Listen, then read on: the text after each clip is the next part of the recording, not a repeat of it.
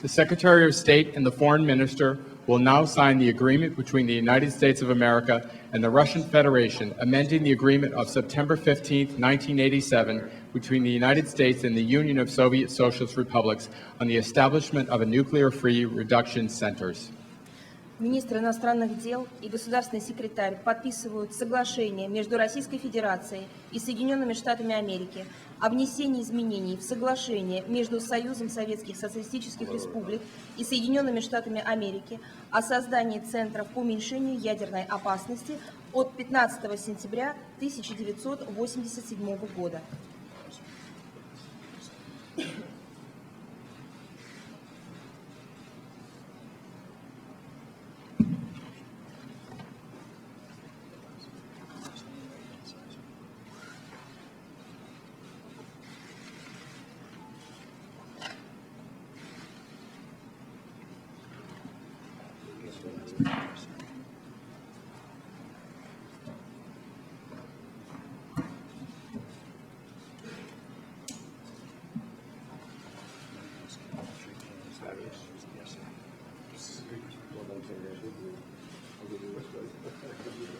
Thank you very much. Appreciate it. Congratulations. Good job.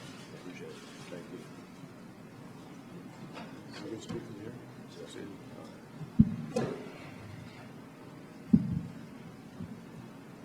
Well, good morning, everybody. I want to thank Foreign Minister Lavrov for joining me here today to sign this important agreement amending the NRCC agreement is another important step towards reducing risks associated with nuclear weapons. And I think both of us are cognizant of the fact that 26 years ago, our predecessors from the United States and former Soviet Union, Secretary of State George Shultz and Foreign Minister Eduard Shevardnadze, signed the original NRCC agreement, which established centers in Moscow and in Washington through which our nations were able to communicate with each other the details of our compliance with arms control treaties.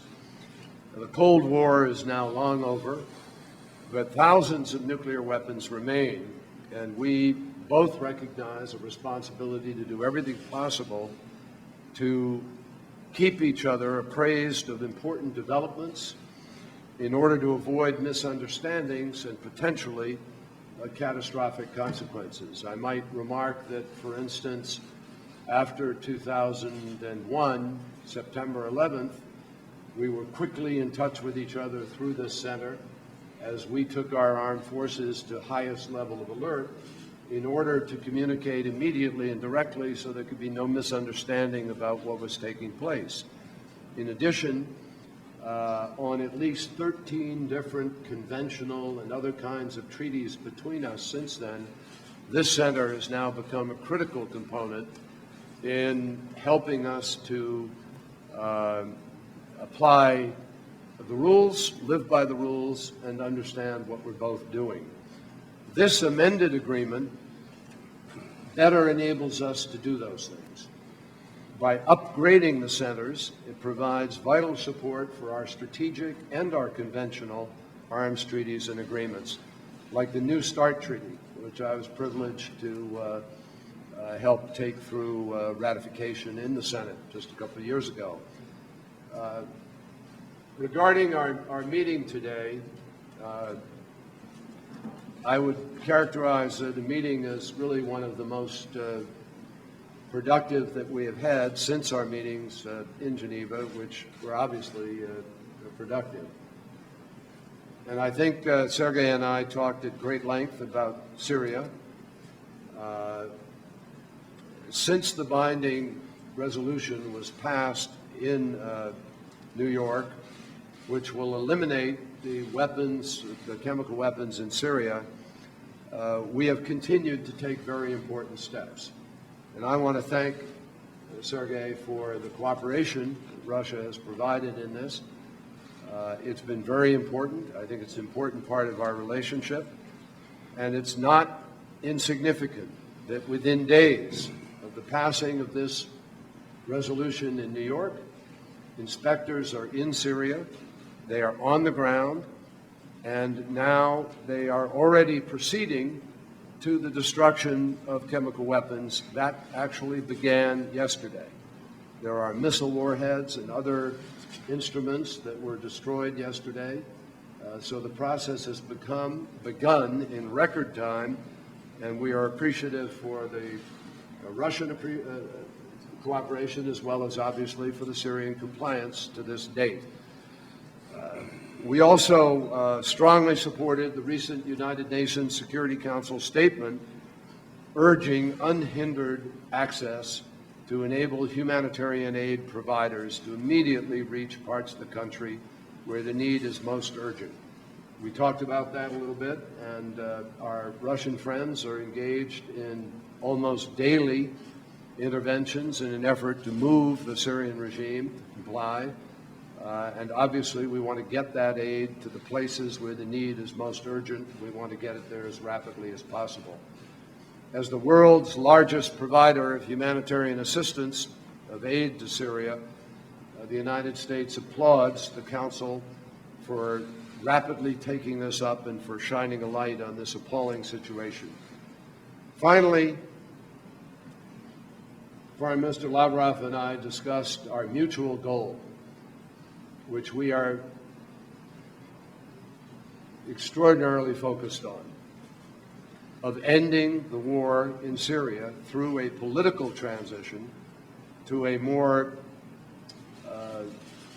broadly acceptable democratic government under the terms of the Geneva Communique. We agreed, again, that there is no military solution here. We share an interest in not having radical extremists on either side of any kind, assuming a greater status or position in Syria. And that is why we recommitted today with very specific efforts to move the Geneva process as rapidly as possible. We are going to both engage with Special Envoy Lakhdar Brahimi and lay the groundwork for a round of talks.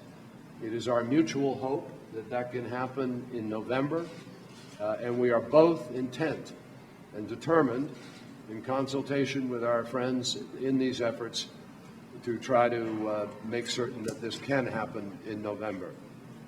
A final date and the terms of participation will have to be determined by the United Nations, but we had a very constructive discussion about the path to getting there, and we are both committed to leave here with the determination to begin that process, because we both believe, both countries believe, our leaders believe, President Putin and President Obama, that nothing is served by the prolongation of the violence in Syria.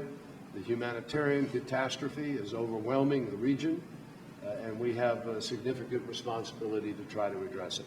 Thank you. Sergey. Thank you, John. Ladies and gentlemen, for the benefit of the Russian journalists, I will speak in Russian with your permission. Уважаемые дамы и господа, с момента вступления Джона Керри в должность государственного секретаря мы встречаемся сегодня в 11-й раз. Dear ladies and gentlemen, since John Kerry entered into office as Secretary of State this February, we met 11 times. И при этом наши многодневные встречи в Женеве, в Нью-Йорке недавно в ходе Генеральной Ассамблеи засчитываются как одиночные встречи. Так что на самом деле мы общались гораздо больше. And our meetings in Geneva and New York are counting, but we have met quite a lot of time also. Сегодня мы подписали соглашение, касающееся функционирования национальных центров по уменьшению ядерной опасности. Today we have signed an agreement about the National Nuclear Risk Reduction Centers. Эти центры были созданы еще в 1987 году, и, конечно, настало время адаптировать их деятельность к нынешним реалиям, что мы и сделали. So these centers are functioning since 1987, but it's a high time to adapt them to new realities with our joint effort.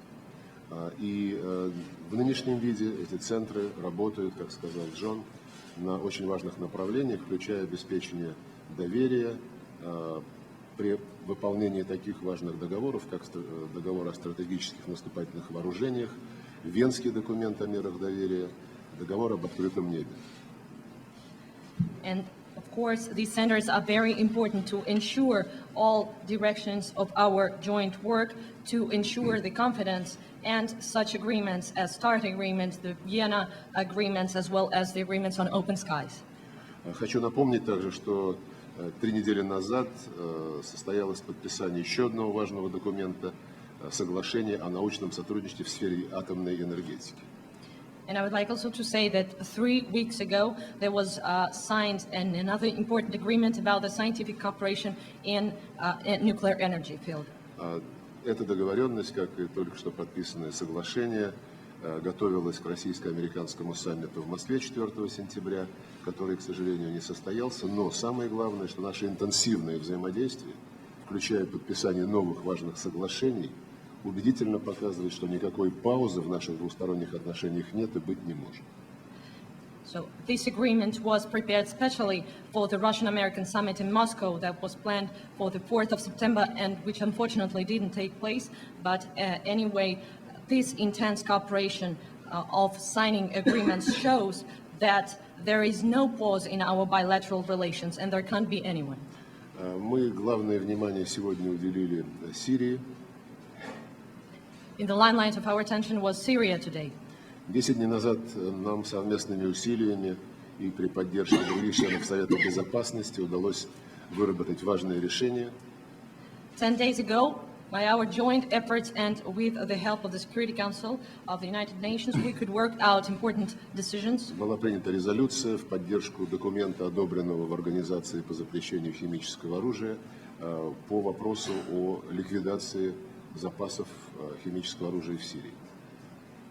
There was also a resolution adopted on the document of, in the framework of the OPCW, about the liquidation and elimination of chemical weapons. Эти решения уже выполняются, уже началось уничтожение компонентов химического оружия. На протяжении всех этих недель, с момента присоединения Сирии к Конвенции о запрещении химического оружия, Дамаск безупречно сотрудничает с международными инспекторами и надеемся, что так будет и впредь. So this is already taking place, the decisions are being fulfilled, and the elimination has started. And during all these weeks, after Syria joined the document on the elimination of chemical weapons, Damascus is working jointly with, to work on these decisions. И надеемся, что так будет и впредь. And we hope that it will take effect soon. Нет, что так будет и впредь. Okay. I hope that it will be happening in the future as that. Ну, можно так. Хочу подчеркнуть, что резолюция Совета Безопасности возлагает ответственность за выполнение решений об уничтожении химического оружия не только на правительство, но и на оппозицию. И также требует от всех государств, особенно от соседей Сирии, не допускать каких-либо действий, которые могут привести к попаданию химического оружия или его компонентов в руки негосударственных субъектов. And of course, this bears all the attention and all the necessary responsibility on, not only poses responsibility on the Syrian government, but also on the opposition and all the states in this sphere should, of course, not let these weapons to fall into the hands of non-state subjects. За заботами о химическом оружии мы не забыли о других аспектах сирийского кризиса. And looking into, while in the concerns of chemical weapons, we haven't forgotten other important goals. Нас беспокоит гуманитарная ситуация в этой стране и в лагерях беженцев сирийских в других странах. Of course, the humanitarian situation is very important for us, as well as the situation with the refugees in this country. И мы приветствовали принятое на днях заявление Совета Безопасности, которое в развернутом виде ставит задачи перед международным сообществом по оказанию гуманитарной помощи сирийцам. And of course, we welcomed the Security Council announcement about the goals before the international community to help with the humanitarian situation in this country. Разумеется, ситуация достаточно сложная, учитывая, что целый ряд районов Сирии контролируется оппозицией. Of course, the situation is quite complicated, also because the opposition is, of course, also important for the opposition to take a part in this process.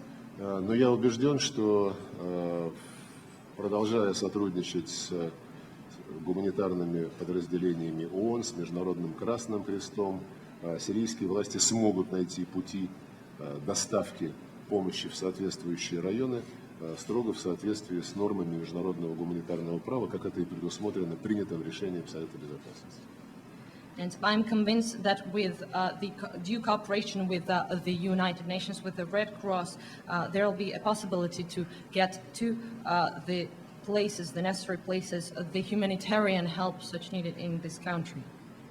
Мы, безусловно, уделили особое внимание необходимости скорейшего перехода к политическому регулированию в Сирии. Of course, we looked into the political settlement, which is much needed in Syria. Мы выступаем за то, чтобы уже в середине ноября состоялась международная конференция, которую мы с Джоном Керри предложили провести в ходе его визита в Москву 7 мая. We also would like to say that we are very concerned and we would like it to take place, the conference on political settlement in mid-November, as well as the Syrian government said about its readiness for that. И мы сегодня договорились о тех шагах, которые необходимо предпринять, чтобы и правительство, и оппозиция прибыли на эту конференцию с полной готовностью, в полной мере выполнить те предложения, которые содержатся в Женевском коммюнике 30 июня прошлого года. And we also agreed that the government would come with completely prepared to fulfill all the commitments taken to join this international conference. Еще раз повторите, пожалуйста, я сказал, чтобы и правительство, и оппозиция приехали на эту конференцию и дальше по тексту. And I would like to reiterate that the government and the opposition to be ready for such a conference. Разумеется, предстоит еще сформировать конкретный состав делегации, сформировать состав внешних участников, и Россия и Соединенные Штаты вместе со специальным представителем Лакдаром Брахими, с нашими другими партнерами, будем в предстоящие дни плотно и конкретно этим заниматься.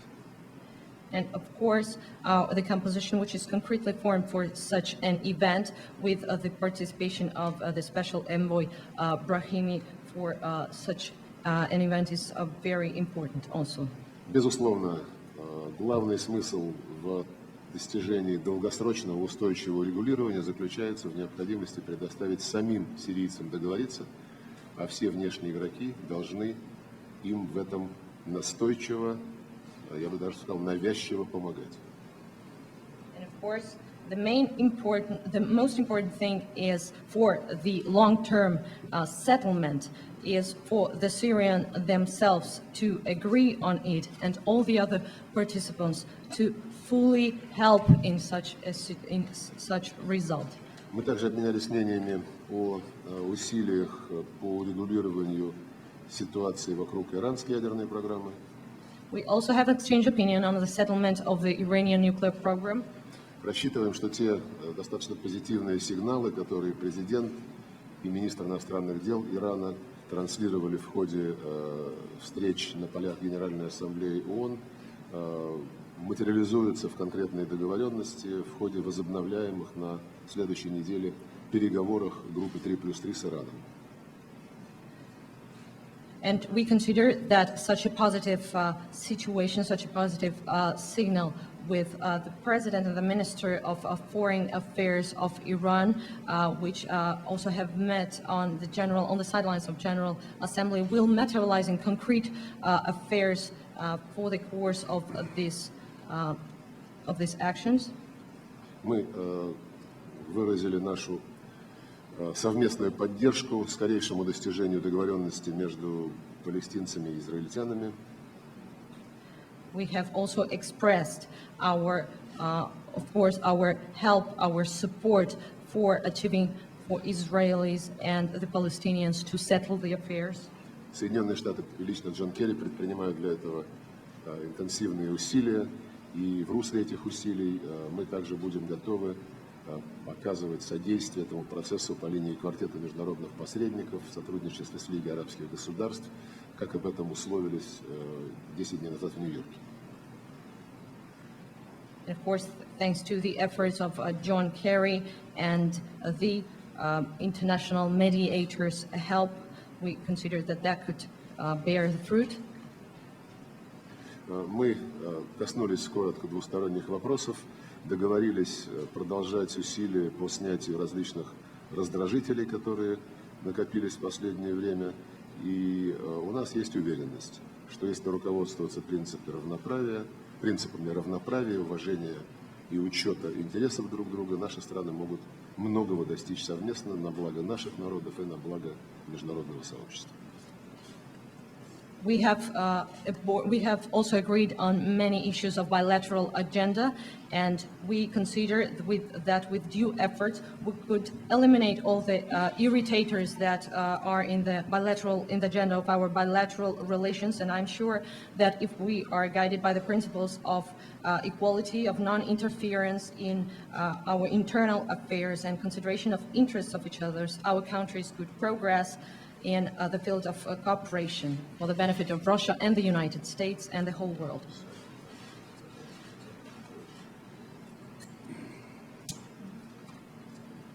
We're happy to take a few questions. The first question will be from Leslie Rotten of Reuters.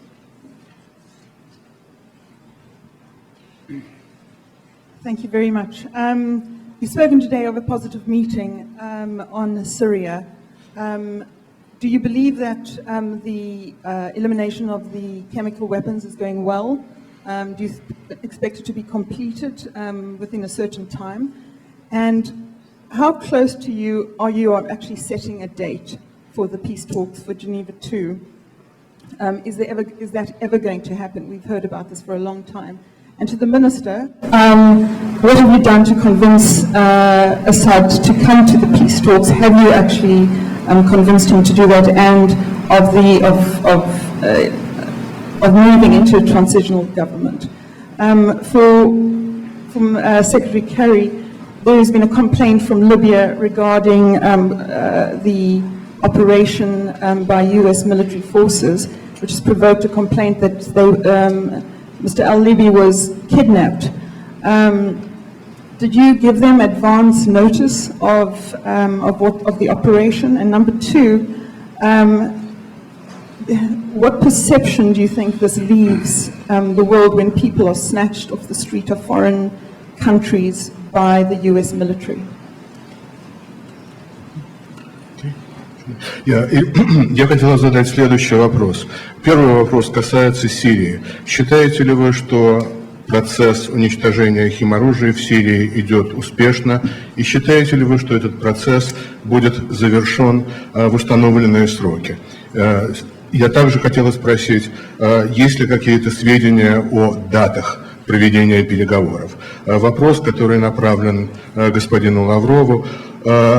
Делаете ли вы что-то для того, делает ли Российская Федерация что-то для того, чтобы убедить президента Асада принять участие в переговорах и начать процесс передачи власти? И еще один вопрос для госсекретаря Керри. Я так понимаю, что имели место жалобы со стороны ливийского правительства относительно военной операции, которая там была проведена. В частности, они обвиняют Соединенные Штаты в том, что господин Аль-Либи был похищен. Я хочу задать вопрос, получило ли правительство Ливии уведомление о предстоящей операции? И последующий вопрос еще. Как вы считаете, какое впечатление все это произведет в окружающем мире? So let me be crystal clear. We're very pleased with the pace of what has happened with respect to chemical weapons. In a record amount of time, the United Nations Security Council has embraced a unique approach in a joint effort with the OPCW, the Office for the Prevention of Chemical Weapons. That's never happened before. They agreed within a record period of time to follow the framework that Minister Lavrov and I negotiated in Geneva, and they put it into place both in The Hague as well as at the United Nations. I think that was a terrific example of global cooperation, of multilateral efforts to accomplish an accepted goal. And they have moved with equal speed to get on the ground in Syria and begin the operations. I think it is extremely significant that yesterday, Sunday, within a week of the resolution being passed, some chemical weapons were already being destroyed. I think it's also credit to the Assad regime for complying rapidly, as they are supposed to. Now, we hope that will continue. I'm not going to vouch today for what happens months down the road, but it's a good beginning, and we should welcome a good beginning. I don't know if you're planning to do the translation, are we? All right. Please. Я хотел с самого начала сказать совершенно четко, что я очень доволен теми темпами, которыми этот процесс, которые характерны для этого процесса, то есть решение об уничтожении химического оружия было принято в рекордное время, и это действительно уникальный подход со стороны Совета Безопасности ООН, причем это было сделано совместно с Организацией по запрещению химического оружия ОСХО. Это совершенно беспрецедентный случай, когда это было сделано так быстро. И кроме того, я хочу сказать, что пока что все идет успешно с точки зрения завершения этого процесса в те сроки, о которых была достигнута договоренность в Женеве. И это, кстати говоря, очень хороший пример глобального сотрудничества и международных усилий, которые направлены на решение этой важной задачи. И нужно сказать, что опять-таки в рекордное время инспекционная группа была направлена в Сирию, и там они уже начали свою деятельность. И опять-таки очень важно, что это началось буквально вчера, в воскресенье, через неделю после того, как была принята резолюция ООН о том, чтобы начать процесс об уничтожении химического оружия. Я хочу также сказать, что я рад, что режим президента Асада выполняет эти постановления. Я надеюсь, что выполнение этих постановлений будет продолжаться. Я, разумеется, не могу за это ручаться, однако это хороший первый шаг. And in a world that needs to see government working effectively and that needs to see multilateral institutions serving their purposes, I think this is a very important beginning. И опять-таки в мире, где хотят видеть, чтобы правительство выполняло свою работу эффективно и чтобы многонациональные, многосторонние организации тоже эффективно работали, опять-таки это очень важный шаг. With respect to setting a date, neither Minister Lavrov nor I are supposed to set a date. That date has to be set by the United Nations and by Special Envoy Brahimi and the Secretary General.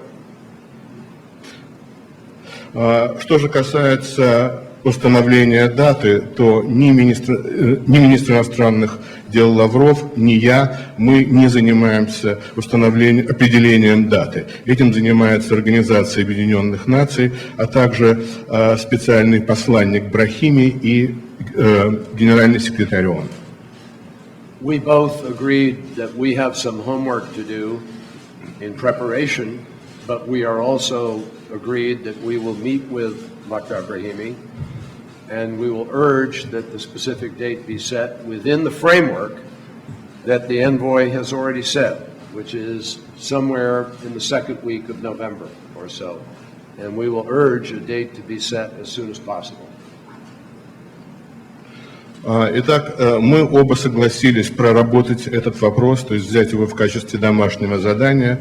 И кроме того, мы договорились, что мы встретимся с господином Брахими, мы будем рекомендовать и призывать его к тому, чтобы дата была установлена как можно скорее, и чтобы эта дата, опять-таки, укладывалась в установленные сроки. И, скорее всего, речь идет о второй неделе ноября. With respect to Abu Anas al-Libi, he is a key al-Qaeda figure. And he is a legal and an appropriate target for the U.S. military under the authorization of the use of military force passed in September of 2001. And of course, we regularly consult with our friends in the region. We consult regularly with the Libyan government on a range of security and counterterrorism issues, but we don't get into the specifics of our communications with the foreign government or in any kind of operation of this kind. Finally, I just say that with respect to the perception, I hope the perception is in the world that people who commit acts of terror and who have been appropriately indicted by courts of law, by the legal process, will know that the United States of America is going to do everything in its power that is legal and appropriate in order to enforce the law and protect our security. Abu Anas al-Libi was indicted in the Southern District of New York in connection with his role in al-Qaeda's conspiracy to kill U.S. nationals, to conduct attacks against interests worldwide, which included al-Qaeda plots to attack forces in Saudi Arabia, Yemen, Somalia, as well as attacking the U.S. Embassy in Dar es Salaam, Tanzania, and Nairobi, Kenya. So an indictment is an accusation. In our legal system, a defendant is presumed innocent until proven guilty, but he will now have an opportunity to defend himself and to be appropriately brought to justice in a court of law. And I think it's important for people in the world not to sympathize with alleged terrorists, but to underscore the importance of rule of law. And that is the perception that we believe is the important one for people to understand. Что же касается господина Ал-Либи, то он является одним из ключевых фигур в Аль-Каиде, и опять-таки он является легитимной мишенью для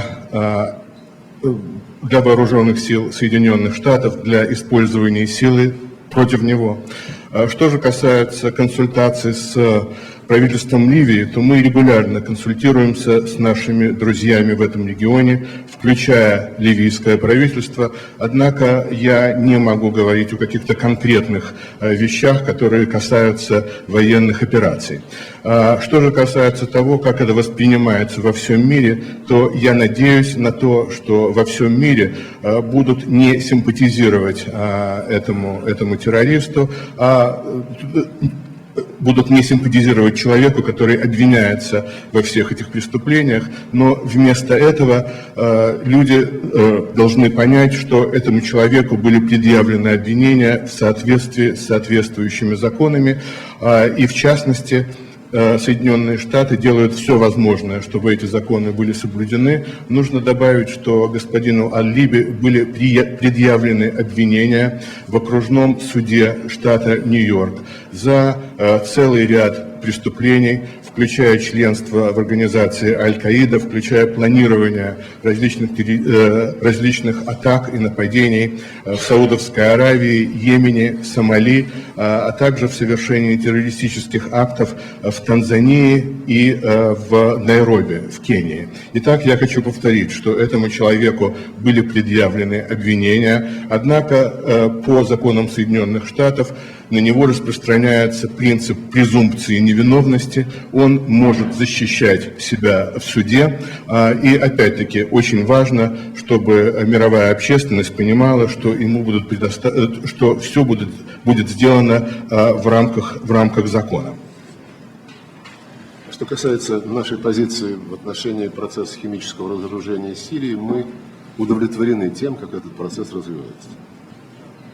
Concerning our stance about the process of chemical weapons eliminations, we are satisfied with such a process. У нас нет каких-либо оснований полагать, что безупречное сотрудничество, которое сейчас демонстрирует сирийское правительство, каким-либо образом изменится. We have no grounds to consider that the cooperation that is doing the Syrian government to fulfill perfectly this concerns will change anyhow. И российская сторона будет делать все необходимое в контактах с Дамаском, чтобы такое сотрудничество продолжалось без каких-либо проблем и впредь. And the Russian part will do everything so that Damascus will follow the cooperation without any changes. Нас волнует другое, нас волнует, и у нас есть достаточное основание для такого рода подозрений, что экстремистские группы среди оппозиции попробуют сорвать этот процесс. But there is another thing that concerns us, and we have grounds to suspect that the extremist groups are trying to undermine such a process. И надеюсь, что резолюция Совета Безопасности, которая была принята 10 дней назад, будет выполняться всеми, в том числе странами соседними с Сирией, от которых Совет Безопасности потребовал не допускать попадания в руки негосударственных игроков каких-либо компонентов химического оружия, не допускать использования территории этих стран для деятельности террористов. And we hope that the resolution of the Security Council, which was adopted 10 days ago, will be fulfilled by all parties, as well as the countries which are neighbors of Syria, and so to fulfill the requirements of the Security Council, not to let to fall the chemical weapons and the chemical elements into the hands of non-state subjects, as well as the territories for the work of the territories of these countries for the work of terrorists. Мы в целом сегодня с Джоном Керри подтвердили нашу решимость делать все, чтобы помогать в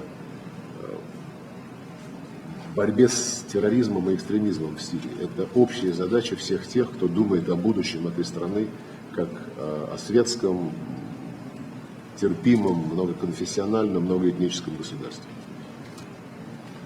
And in general, we would like to reiterate, and today we've talked about it, that we are going to do everything so to completely find the terrorists and extremist elements in this country, and it's our own task and the task of everybody who want this country to be multi-confessional, secular, and to be in peace. Что касается сроков созыва конференции, Джон уже сказал, что сроки назначаем не мы, сроки назначает ООН. About the terms and the dates of the conference, John already said that we are not to establish this date. Нам известна позиция Дамаска, и с точки зрения Дамаска эту конференцию можно было бы созвать уже много месяцев назад. And we know the position of Damascus, and from the point of view of the government of Damascus, that conference could already be established many months ago. Нам ничего не надо делать, чтобы убедить Дамаск направить свою делегацию. Они уже об этом объявили вскоре после 7 мая, когда в Москве совместная российско-американская инициатива о созыве Женевы-2 была представлена. And we shouldn't do anything so the delegation from Syria and government would go there. They already said about their efforts and about their intentions to go there already on the 7th of May when in Geneva were adopted the joint resolutions of American and Russians. Нам всем надо добиться того, чтобы оппозиция согласилась также приехать на конференцию без каких-либо предварительных условий, кроме одного – необходимость полностью выполнить Женевское коммюнике 30 июня прошлого года. And we shouldn't do anything, and we have to do everything so the opposition will also come and agree to come without any preliminary conditions, the important step that it should do is to fulfill the Geneva Communiqué, which was adopted on the 30th of May last year. И мы сегодня тоже об этом с Джоном Керри говорили. Мы поддерживаем усилия по формированию делегации оппозиции, которая была бы представительной во всех смыслах. And we also talked about it with John Kerry. We would like to support all the efforts to form the delegation of the oppositions will be representative in all its sense. И мы также хотели бы, чтобы национальная коалиция, так называемая, говорила одним голосом. And we also would like, so the national coalition would speak with one voice. Потому что несколько дней назад ее лидер заявляет о готовности поехать в Женеву, а на другой день его соратники опровергают эти заявления. Because some days ago the leaders said that they announced that they are ready to go there, but then their partidaries say that they are already not ready. Еще раз скажу, у нас есть четкое понимание с нашими американскими партнерами о том, чтобы синхронно, параллельно, скоординированно добиваться созыва конференции, на которой будут должным образом представлены все сирийские стороны и которым будут помогать ответственные внешние игроки. And I would like to reiterate that we have a common understanding with our American colleagues that there should be synchronized and coordinated efforts to convene a conference which would be represented by all parties with the help of important international players. Последний вопрос. Агентство «Интерфакс». Ольга Голованова. Вопрос обоим министрам. Накануне глава МИД Ирана сделал заявление о том, что предложение шестерки, которое сейчас находится на столе переговоров, можно аннулировать, что они больше не действительны и ожидают новых. Как это можно прокомментировать в контексте запланированного на следующую неделю в Женеве нового раунда шестерки и Ирана? И дополнительный вопрос к господину Керри. В последнее время мы можем быть свидетелями некоего сближения между Ираном и США. В этом плане могут ли произойти какие-то изменения в Вашингтоне относительно планов размещения ПРО в Европе? Ведь угроза со стороны Ирана была главной причиной для ее развертывания. Спасибо. Olga Golovanova from Interfax Agency. The last question that recently the chief of the Ministry of Foreign Affairs of Iran said that the decisions of the Group of Six is already on the table. How could you comment that in take into account the planned new round of the Group of Six meeting? And another question is to John Kerry, that there are Iran and the United States are getting quite close each time, and there are will there be any changes in relation to the missile defense in Europe, because the threat of Iran, of nuclear threat from Iran was the main reason of the deployment of that missile defense?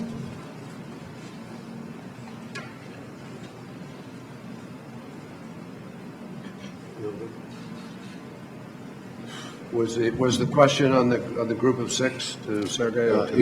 If I understood the question right, the question was about yesterday's statement of Minister Zarif that Iran expects new proposals from the 3+3, not that the old proposals are on the table. And my understanding of this statement of Minister Zarif is that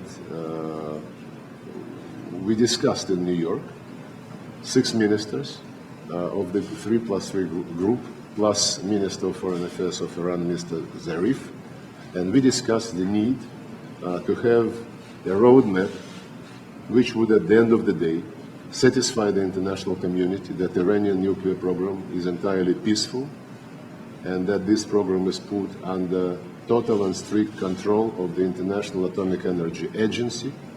And when this is achieved, Iran wants all sanctions to be lifted. I don't think that this is contradictory to what the 3+3 has been doing all these years. Iran probably wants more clarity, more specific steps to be spelled out on the road to the result which we all want to achieve. And I think this would be discussed next week in Geneva, a meeting to which Iran agreed, and to which Iran and 3+3 are getting ready in a very constructive mood, as our contacts in New York show.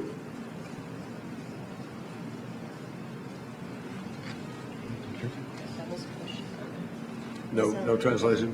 No translation. Okay. It's okay, it's okay. Does she understand English? Yeah, she does. Okay. Got you. And French. What else can you tell us, sir?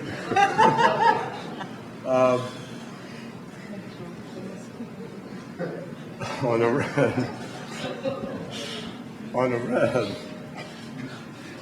The group of six put a proposal on the table in Almaty, and I don't believe that as of yet Iran has fully responded to that particular proposal. So I think we're waiting for the fullness of the Iranian difference in their approach now. But we're encouraged by the statements that were made in New York, and we're encouraged by the outreach.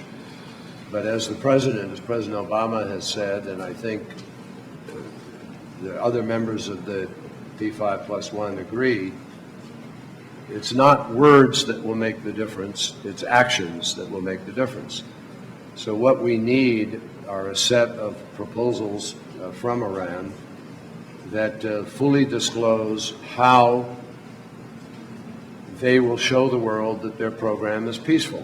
And we have made it clear that if there are those indicators, the United States and our allies are absolutely prepared to move in appropriate ways to meet their actions.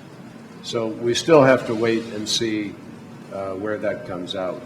With respect to the part of your question about Iran and the U.S. getting close, I would just say to you that the talk of these first days and the exchanges of a couple of meetings and a phone call do not indicate a closeness. They indicate an opportunity. They indicate the opening of a door or a window to some discussion. We're very anxious to have that discussion, but it's way too premature to make any determinations about where we would wind up with respect to the deployment of the missile defense, which, you're right, was predicated on that threat. But as long as that threat is there, we still have to deal with that issue. Now, that said, the foreign minister and I did discuss Iran, and we discussed also the discussion that is underway between the United States and Russia on the subject of missile defense. And I think we're in a place now where the next step in that discussion can take place regardless of what happens with respect to Iran. And we look forward to having a good continued discussion with Russia regarding mutual defense. We obviously would like to see something, we'd like to reach an understanding with Russia. And I think the Russians would like to reach an understanding with us. So that discussion will continue in the appropriate channels where it is currently located. Yeah, I would just like to add that indeed we have these appropriate channels activated. They never actually were frozen. And missile defense is one of the important items on our agenda, which we would like to resolve in the way which would not create any suspicions regarding the strategic stability and sustainability. And indeed, I took very good note of what John said now, that as long as the Iranian threat, quote unquote, exists, the American plans remain. So I assume that if we manage to make sure that everyone agrees that the threat is not any longer there, then those plans might be reconsidered. Well, it's not exactly what I said, Sergei, but obviously we will respond to threats. And I think you know that we're trying to work out a way for the missile defense system to meet your needs and our needs. And no matter what happens, we will pursue that discussion. And I think that's a very important discussion. Now, obviously, if the overall situation in the entire region changes, we're open to a much more significant discussion. Thank you. Thanks, everyone. Thank you all.